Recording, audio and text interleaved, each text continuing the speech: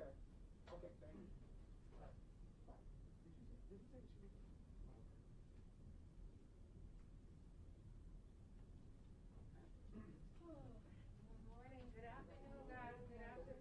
Goodness, you're here. Who invited you? You're going that way.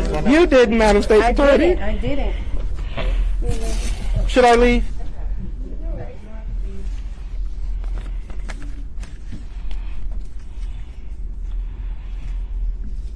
I move this over a little, guys. Uh-oh. Let me know when you guys are ready. Oh, we're ready. All right, let me first begin by saying that I regret even having to respond to the likes of this governor. For the past 7 years, just like Donald Trump, Larry Hogan has used Baltimore City as a punching bag. He's attacked me. He's attacked all 4 mayors. He's attacked all 5 commissioners, police commissioners. And quite candidly, he's been more concerned with pointing the finger at everyone else as opposed to actually leading and delivering for a city that is the heartbeat of this state. Just as he's done in the past, today's press conference was a political stunt with no basis whatsoever to call me or my office out. I want to be clear that as state's attorney for Baltimore City, I've never said that I would not prosecute violent offenders or violent crime in the city of Baltimore. Every day, my talented prosecutors, which are being recruited by others, including the Attorney General and other counties all across the state, are committed to working with the Baltimore Police Department to ensure accountability against individuals that wreak havoc in our communities. Had the governor set aside his philosophical differences and chosen to meet or even to talk to me, I would have been happy to show him the data that he's now making contingent on my office's funding. In fact, a great deal of the information that the governor is seeking is already published on my website. We went through this same unproductive exchange and exercise 2 years ago when my office debunked the misinformation that the governor was perpetuating in our letter to the Senate President Ferguson. And now, coming out of a global pandemic where the courts have literally been non-operational for a year and a half, in the past 6 months, my prosecutors are diligently working through the massive case backlogs, and yet they are still producing. To date, our data, which we publish every month on our website, since the reopening of the courts just this year, my office has had an overall 97% conviction rate. Our homicide unit, we have had 18 guilties, only 3 not guilties. That's an 86% conviction rate.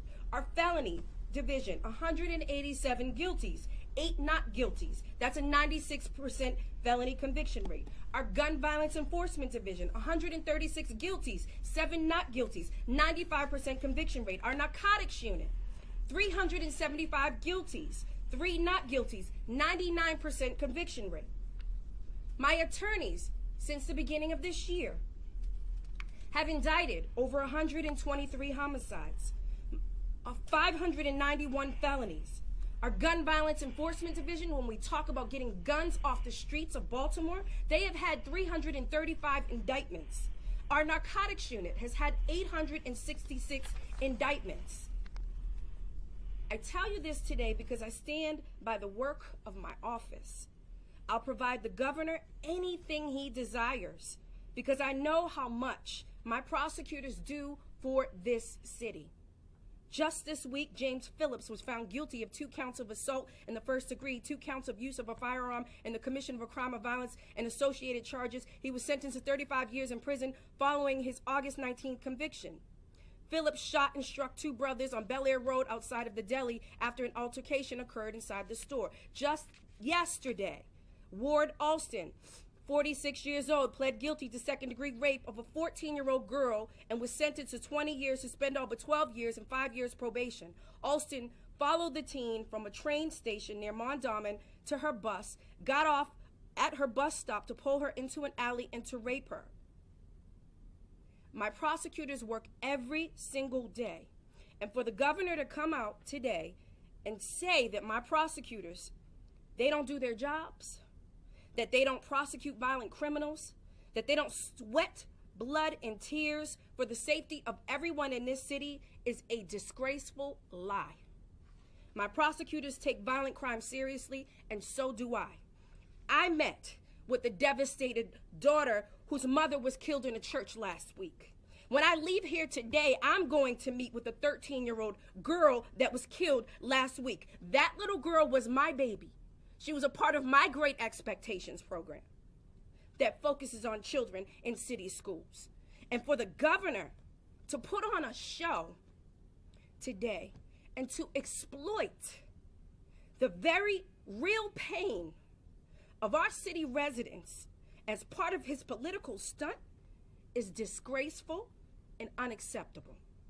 Anyone who thinks that the governor truly cares about the crime in the city of Baltimore should also ask the question of how he's been unwilling to develop a long-term solutions to address the root causes of crime in our city.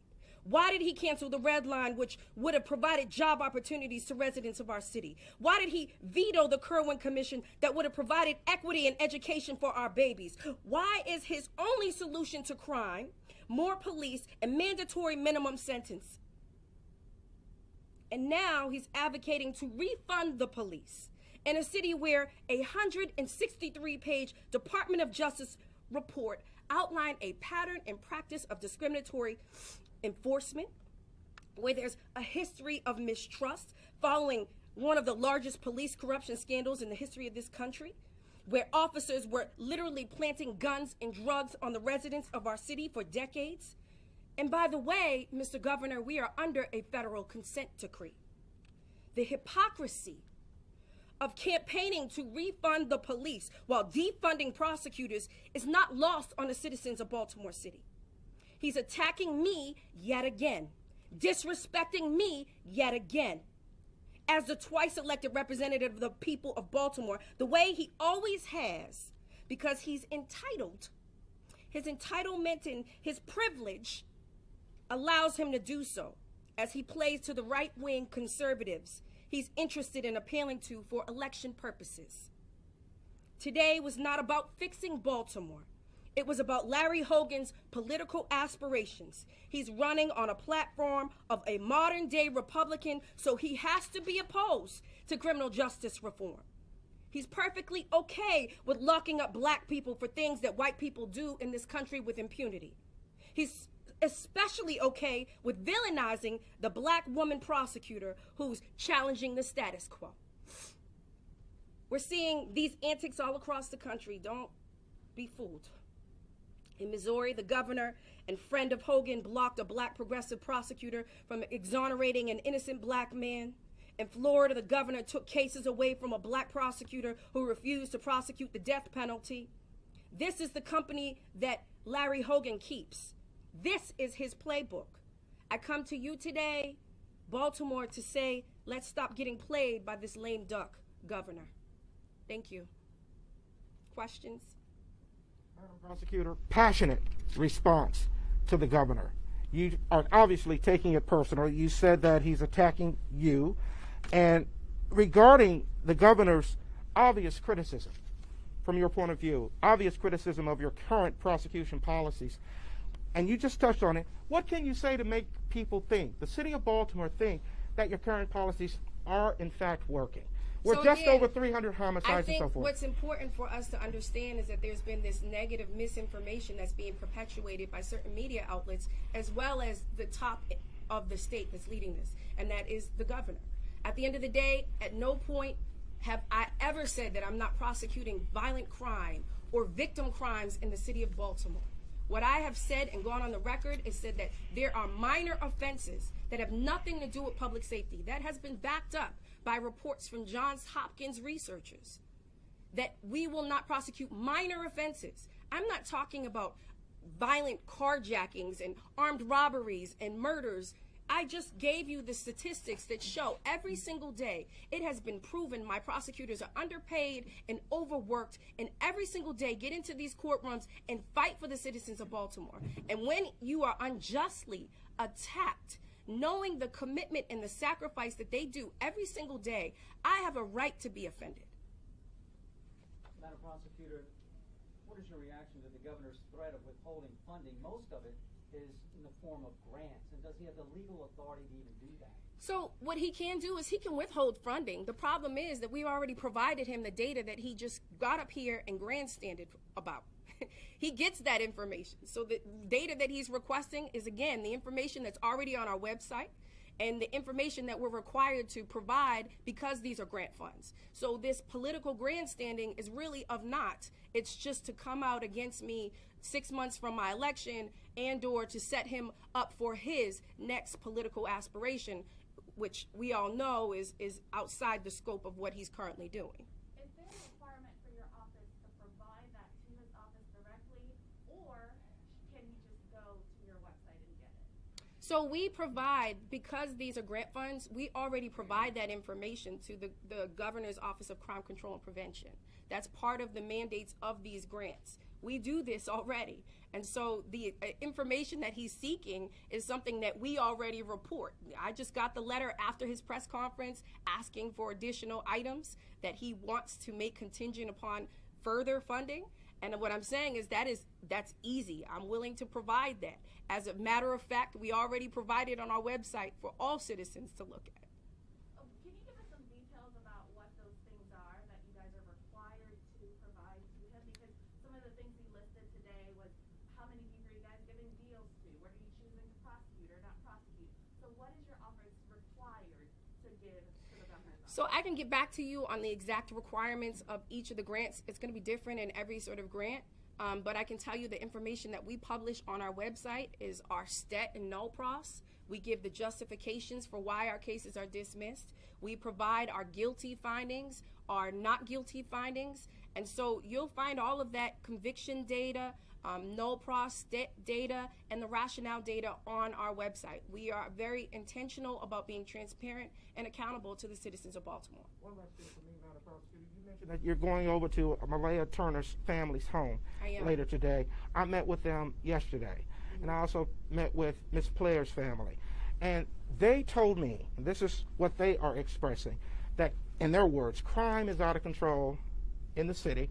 They mentioned you and the mayor coming by, Ms. Turner mentioned you and the mayor coming by their home and everything. What do you tell those families regarding how your policies are working, what you're doing to make them feel safe? You just outlined what you're telling the governor and so forth. What do you say to those families who don't see that? I think I've already said it, Keith. I mean, I just gave you the stats, right? Our overall felony conviction rate is 97%. My homicide prosecutors, we've had 18 guilties and only 3 not guilties. We are fighting for the citizens of Baltimore City every single day, understanding and recognizing that we are a stakeholder and attempting to ensure that we are addressing public safety issues in the city of Baltimore. I've worked with 4 mayors and 5 police commissioners. That type of instability should not exist in any organization, corporation, whatever it may be, agency, right? It's unproductive.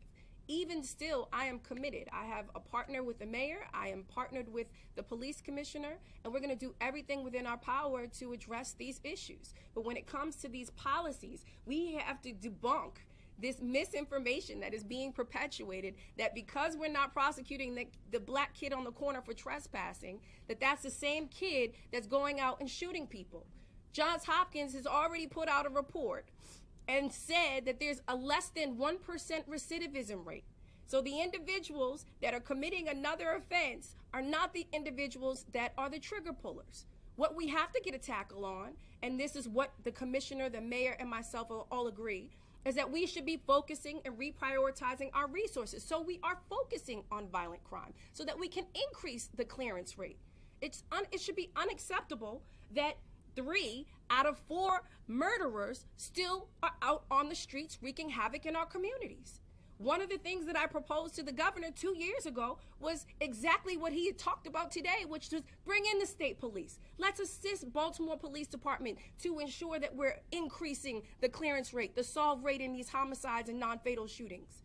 Because what we deal with is a lack of victim-witness cooperation every single day in the city of Baltimore.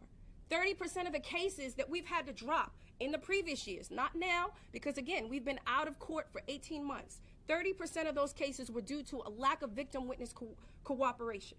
And so what we're saying is that I am very much dedicated and committed to ensuring that the community understands the importance of their role in trying to change the trajectory of what's happening. It's unacceptable that we don't have anybody stepping up in these cases, right? 13-year-olds getting shot, a 69-year-old being killed in a church. We have to work together, and that's what this should be all about. I am committed to even working with this governor. I'm more than happy to set aside my discontent with what he's done and his grandstanding and political theatrics for the betterment of our city.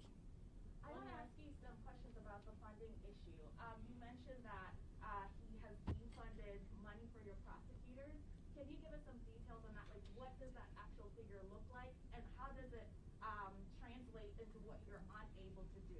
So what he's attempted to do, and he's introducing the legislation that he's been pushing for the past 2 years, that the city delegation has pretty much said, no, we're not going to move forward on, is he's attempting to get around me, right? And he doesn't like my philosophical sort of policy positions. And so what he wants to do, his only solution to crime, is the tough on crime, more police, mandatory minimum sentences. That's one of the requests that he wants us to know. How many times have you utilized the mandatory minimum sentences, right? And so he's attempting to circumvent me, and what he's asked the legislature to do is to put more money towards Brian Frosh so that they can replicate my office and Brian Frosh's office. The problem that's happened is that with the legislature, the police reform proposals, they gave Brian Frosh the ability to create a replication of police-involved shootings, right? So he has his own unit. The problem is that guess what happens? I now have Brian Frosh pulling from what? The best, the brightest, most skilled, talented prosecutors in the entire country that come out of Baltimore City. Brian Frosh is taking my prosecutors. We have 4 state's attorneys that come out of this office that are now pulling from my prosecutors: Anne Arundel County, Howard County, Harford County, right, and Prince George's County. All of my colleagues, but they know where to get the talent, which is why I'm so offended. Do not say that we are not committed to doing our jobs when my prosecutors are underpaid, as was determined from the city HR. My prosecutors are underpaid and overworked and get out here every single day to do this work because they're committed to the citizens of this city. So are people jumping ship? Are people jumping ship because they're not getting paid as much here?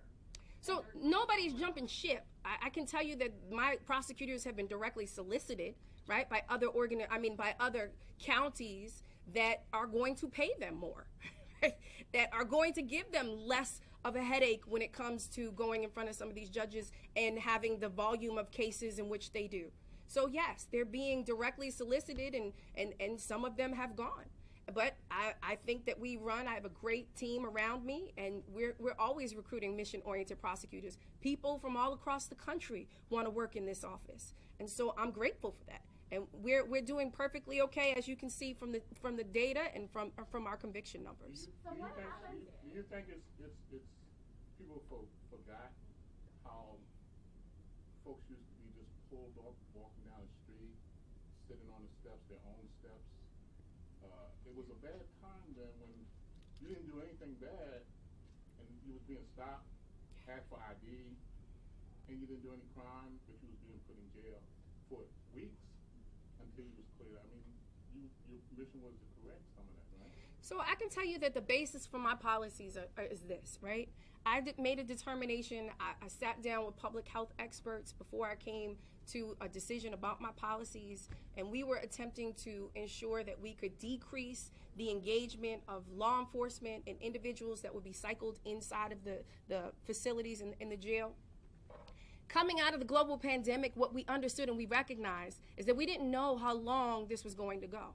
It ended up going 18 months. Our first jury trial, the courts were closed down for more than 18 months. The first jury trial wasn't until July. We knew we were going to have a backlog of cases, and we needed to prioritize those cases. So we said, okay, after we consulted public health experts, what should we do to ensure that we're prioritizing our cases? And we're ensuring that we're not increasing the risk to the greater community and to the police officers when it comes to this pandemic. So we consulted them. We looked all across the country. We said, we're going to look at these minor offenses that have nothing to do with public safety, that we believed in theory had nothing to do with public safety, right? Trespassing, open container, drug use, drug possession, not drug dealing, drug possession. We prosecute drug dealing in the city of Baltimore. But I'm talking about drug use, right? We said, in theory, these are the offenses that we should not be focusing on during this global pandemic. And what we found, we quashed or eliminated 1,400 warrants. We dismissed over 1,400 cases, pending cases. And what we saw in that year is that what we thought in theory was all actuality, right? And I say this because Johns Hopkins did research, and what they found was that there was, once again, less than a 1% recidivism rate. The individuals that were the target population were not the individuals that were committing subsequent offenses, let alone violent offenses. So that was confirmed. There's no public safety value. 2, we wanted to prioritize our resources. I was able to abolish district court prosecutors and then create an opportunity to ensure that my homicide unit was staffed up, right? That we were able to reallocate and redistribute the resources within my office so that we can focus on violent crime. That's the third and probably one of the most important reasons I made a determination about stop prosecuting these minor offenses that had nothing to do with public safety, is because for far too long we've had this false sort of expectation that the police are supposed to respond to every social ill in society. What that has meant to the city of Baltimore, which was outlined in the pattern and practice of discriminatory enforcement, which outlined in the 163-page Department of Justice report, was that these laws, these minor offenses that had nothing to do with public safety, were actually being discriminately enforced against Black and brown people in our city. And so we saw that when we were during the global pandemic. These minor offenses for Black people in this country can actually lead to a death sentence. Whether you're making eye contact with police in a high crime neighborhood and you decide to run, like Freddie Gray, or you're Eric Garner, where you are allegedly selling loose cigarettes, or George Floyd, where you're alleged to have passed a counterfeit bill during a global pandemic for groceries, or Dante Wright, who either had air fresheners in his mirror or an expired tag, and I'm sad to say so did I during the global pandemic because the Motor Vehicle Association, it was closed. So what I said as the state's attorney, understanding those 3 sort of factors, no public safety value, is counterproductive to the very limited resources that we have in law enforcement, and that these laws are being discriminately enforced against Black and brown people, I will never be complicit in that type of enforcement. And so that's the reason. Defunding police, Madam State's Attorney, you mentioned the consent decree earlier. Where do you stand on that? Do you believe in defunding the police? So the consent decree and defunding the police are 2 different issues. The consent decree, I absolutely believe that we should be reforming the police department, especially if anyone has read the 163-page Department of Justice report that outlines the pattern and practice of discriminatory enforcement. I think, yes, it's very much necessary. With regard to defunding the police, I'm not of the opinion that we need to defund the police. What I'm saying is that we're not going to be doing what we've always done, which is to this hypocritical campaign of refunding the police and defunding my office. That makes absolutely no sense. I want to follow up on that. That's it. That's the last question. Could you just mention quickly, what are the consequences if this funding is actually pulled from your office? And if I can jump on that, do we have a sense of how much funding we're talking about from the governor's office? So we have several grants from the governor's office, and as I stated, each of the grants that we have require a different sort of, there's a condition to each of the grants. As I stated before, we are more than happy to provide whatever information that he's now requiring to provide us the funding. But we can get you all of that data outside of this press conference. Okay? Thank you. Thank you, guys. Thank you, Madam Chair.